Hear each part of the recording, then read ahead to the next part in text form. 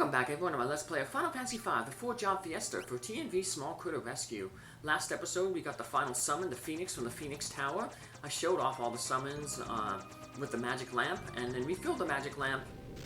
So now we've done everything we need to do in this outer wall. So it's time for us to head into the final dungeon, the Cleft of Dimension. This is going to be kind of a mishmash of all the previous dungeons that we've gone through. So there'll be like a forest area, a desert area, like a rock ruins area, a movable cavern area. So we'll also encounter several bosses throughout the dungeon. Remember there was that cutscene where X-Death sent 3 of the minions to stop us from getting the rest of the stone tablets? Well, there's a whole bunch of monsters there with him. We're going to encounter them. They're going to make an appearance here shortly, and basically just reintroduce themselves and say what they're hoping to have X-Death accomplish. We just want to get through this desert area here. It's like the quicksand desert. There's going to be little pathways that push you around. Enemies here are the same as in the desert, going to the North Mountain and by the Phoenix Tower. With the addition of the Dome Chimera, that Chimera that was in World 1 beyond the Carnate Castle. So we meet all those boss monsters again. We sealed monsters concealed in the Cleft of Dimension for a millennia. We got 7 of them there. X-Death will unleash the power of the void, and a world of us monsters, a world of darkness will be born. We can't let you stand in the way. You'll die here in the Cleft of Dimension by our hands and dark power. So here's the first area. It's like the second area, because the desert area is the first one. But this is the Ronka ruins. Each of these areas are going to have their own little group of monsters in them. So, got to make sure that we, before we move on to the next area, that we catch all the monsters. So, we're filling out our best here. We're not catching them because it's not Pokemon, and we're not playing, we're not having Beastmasters. So, these level check enemies. Not too difficult. They waste a lot of turns basically level checking your characters so they can determine like what blue magic spell to use on them. They'll use like, level 5 Doom, level 4 Quarter, level 3 Flare. But a lot of times they end up casting, even though they're supposedly checking the targets of your characters, so I guess they know what spell to use. But sometimes they'll cast spells that don't affect your characters, so it's kind of a waste. Kind of a pointless enemy, but the other enemy we saw, the Bardandels, rune-type enemy. As you see, they drop the rune chime. I actually get lucky, and they actually do end up dropping a rune chime. Basically, the second most powerful bell in the game. It's more powerful than the Oath Bell, but it doesn't have the chance to cast Earthquake, that multi-target spell, 25% of the time. What it does do is it uses up 5 magic points to deal critical attack. And it also boosts all elemental damage except for water by 50%, so Cara's elementals will do a little bit more damage when she has that bell equipped. The most powerful bell, the Tinker Bell, is dropped by one of those bosses that we just saw. So, here's probably the most annoying enemy, the Doom Dealer. It's the one in the middle there. He's annoying because he casts the Roulette spell. We saw that in the Phoenix Tower. And that randomly casts a Doom on whatever target it lands on. We got lucky there that it ended up landing on one of the grenades. But we didn't get lucky that we got back attacked here. And we didn't get lucky in terms of the amount of sword dances we got. I was expecting Faris, with a 50% chance of each time dancing to deal a sword dance, that she would just cut through these enemies real quick. Because even in the back row, with her damage cut in half, she still do enough to wipe out an enemy with a sword dance. But we don't get too lucky. And all those squishy characters, Cara and T&V, are in the front row here, so they're more easily knocked out. You got a thing for Cara because she got knocked out, and now she got doomed. So, and unfortunately, I forgot to fill my MP. So TNT doesn't have the magic points to cast the Life or Life 2 to revive her. We're going to have to rely on Phoenix Downs. I didn't fill my magic points up before I came here because after this area, we're going to run into a healing pot. And I thought I had enough magic to basically make it through this relatively short section. Then heal up, so I didn't bother like, making a detour toward the end or to the Kuzan Castle to use some of that water, this healing water. But it's okay, just Cara has some white magic she can use, so just grab the rest of the treasure here. We will go back to the real wall then, or the combined walls, just to get 100% treasure rating, or to show it off. And go back to that psychic. But there's no point in going and visiting her before, or him. In certain, different translations, and one is, I think in this translation, the psychic is a man, and other ones they say it's a female. Just can't really tell. But anyway, yeah, you have to get all the treasure in the Cleft of Dimension here before. So we still have some treasure hunting to do here. Just consulting my map there. Grab the last bit of treasure here. There's only 4 enemies in this area. We've already encountered them all, so we are good to go into the next area, which is the Village of Mirage. Remember there was that door that we couldn't get into in Mirage? Well, now we know why we couldn't get into it, because it led into the Cleft of Dimension. So here we're going to be back in the town. But remember when the town was sealed in the Cleft of Dimension, all the people were like in suspended animation. And so that's what it's going to be like here. You can't interact with anybody, you can't buy anything from the shops, you can't talk with anybody, everyone's just frozen in place. I guess this is a clue that, hey, there's that other village if you never went to it. You're like, how did I get this village? And that guy's blocking the way so you can't go look for that thief knife. And once you get out of the Village Mirage, I guess it's appropriate. We found the Village Mirage in a forest. Our next area is a forest, like the forest where we fought the sealed enemies, where X-Death got crystals in the second wall. Got 3 new enemy types here. And none of them are very, very difficult. The most annoying ones are these white flames we're going to run into. And they're mainly annoying because they have really strong evasion, or really high evasion. They tend to avoid most physical attacks. But luckily, terrain works pretty well on them. And then we have the rune bell we end up picking up from those Banderlands. As you see, it used a little bit of the screen flash there. That's the critical hit.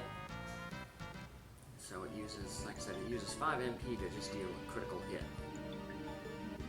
This is like the last forest areas. Kind of annoying because you can't see everywhere you're going. Just doing to show off the screen layering, but it just makes this area kind of annoying.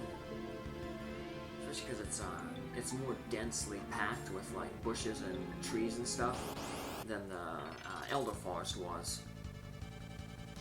So it's a little tougher to navigate around. So there's these white flames. And like I said, terrain. Terrain is the way to go to take them out. Or black magic if you have it. We'll just use our terrain. Brand spear, a good one. The other one, the little branch ain't really effective, but yeah, trees ain't that branch arrow, not very effective, and then the other one isn't very effective either.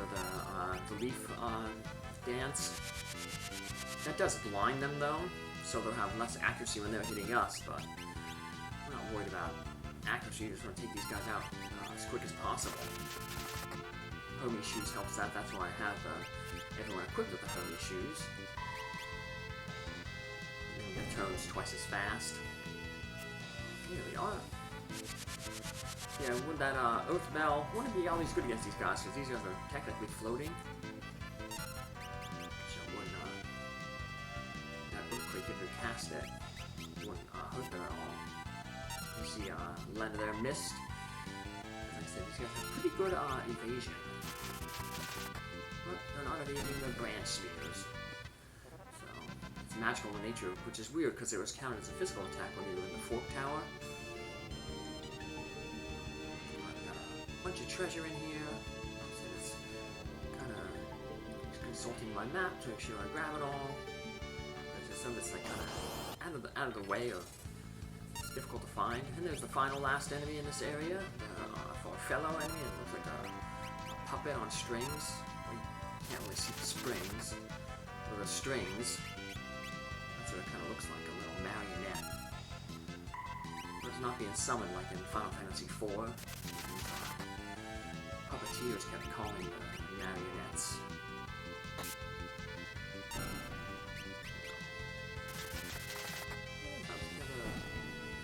White flames. There's its stats right there.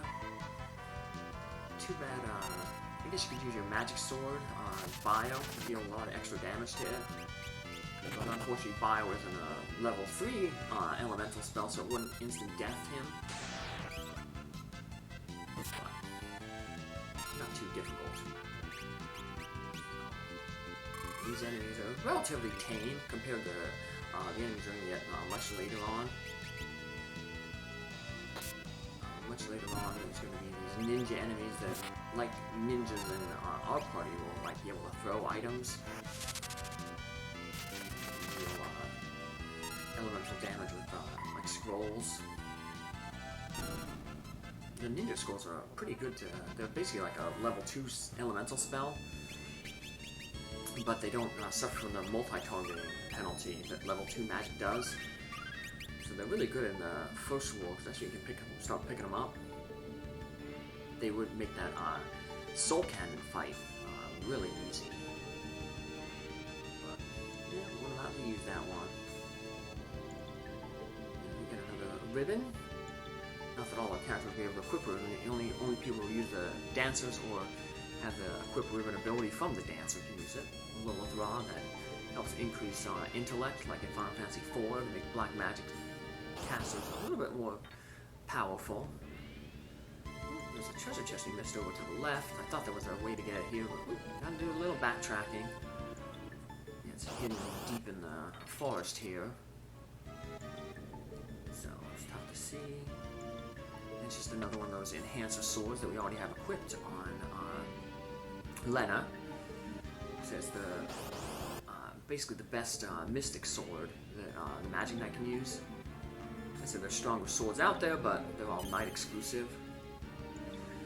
So just like in the Elder Forest, we have to touch the hole, and it opens the way forward. But blocking the way forward is the first of those 7 boss monsters. This boss monster, she's pretty easy, mainly because her main way to attack is with magic. So we can just use the Mute Sword, look at her there, on our Magic Knights, and anyone who has the Magic Sword ability, and just hit her with that, and basically we'll silence her, and then we can just beat her down with physical attack. She doesn't have any really like outstanding defense. So once we mute her, she's basically done for. She's gonna start casting spells, they're all gonna be ineffective. So it's just like the Omniscient in the Fork Tower. Mute it, lock its offense down, and then we just take our time and finish it off. But unlike Omniscient, this battle ain't gonna take too long because Faris is pretty lucky with her sword dances. We get 2 of them and finish her off real quick. So it's just those 2 sword dances alone will finish her off. There's gonna be a few other bosses similar to her. Not that they just cast magic, but that they're kind of like glass cannons. You can defeat them really quick if you get lucky, but if not, they can put a hurting on your party. All those magic should have really hurt us, but this guy can also hurt us. This great dragon, he casts the Quake spell. So we didn't have to deal with it there because we defeated him pretty easily, but he can cast Quake spell and deal quite a bit of damage to us. We have no protection against Quake, since none of our characters can cast the float magic.